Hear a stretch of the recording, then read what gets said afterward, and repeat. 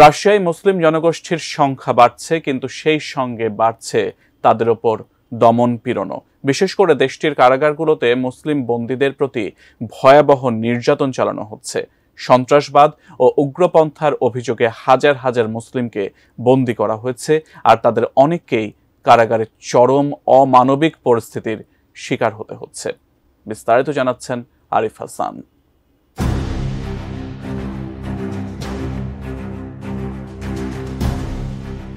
রাশিয়ায় 4টি প্রধান ধর্মের মধ্যে অন্যতম ইসলাম। খ্রিস্ট ধর্মের পর ইসলামই দেশটির দ্বিতীয় সর্বাধিক স্বীকৃত ধর্ম। দেশটির মোট জনসংখ্যার প্রায় 15%ই মুসলিম। দেশটিতে ইসলামের প্রচার ব্যাপকভাবে ছড়িয়ে পড়ছে এবং প্রতি বছর লাখ লাখ মানুষ ইসলাম ধর্ম গ্রহণ করছেন।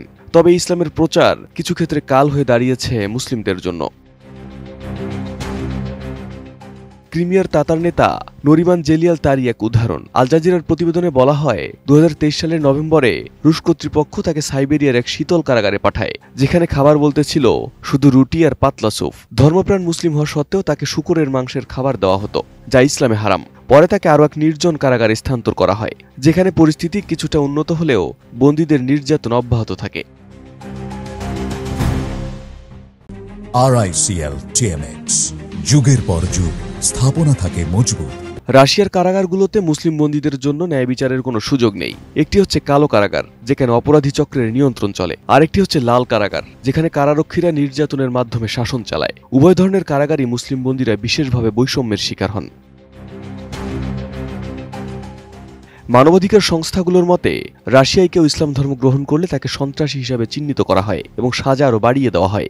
সাবেক কারা বিশ্লেষক আন্না কারেতনিকোভা আল জাজিরাকে জানান, যেখানে অর্থোডক্স খ্রিস্টান বন্দীরা ব্যাপটিজম নিলে সম্মান পান, সেখানে মুসলিম বন্দীরা ইসলাম গ্রহণ করলেই নজরদারির শিকার হন। দেশটির বেশ কিছু কারাগারে ইসলাম বন্দীদের নামাজ আদায় ও রমজানের রোজা রাখার সুযোগ দেওয়া হলেও বেশিরভাগ কারাগারে তা নিষিদ্ধ। এমনকি ফজরের নামাজ পড়ার কারণে অনেক বন্দীকে শাস্তির মুখেও পড়তে হয়। অনেক কারাগারে কোরআন পড়া কিংবা আরবি শিক্ষাও নিষিদ্ধ। এদিকে 2022 সালে ইউক্রেন যুদ্ধ শুরুর পর রাশিয়ার কারাবন্দীর সংখ্যা অর্ধেকে নেমে এসেছে। তবে মানবাধিকার সংস্থাগুলো বলছে, এই সংখ্যা কমার অন্যতম কারণ হলো বন্দীদের, বিশেষ করে মুসলিমদের যুদ্ধের জন্য কারাগার থেকে সরিয়ে নেওয়া। কিন্তু কতজন মুসলিম বন্দীকে এভাবে সামরিক অভিযানে ব্যবহার করা হয়েছে তা অজানা।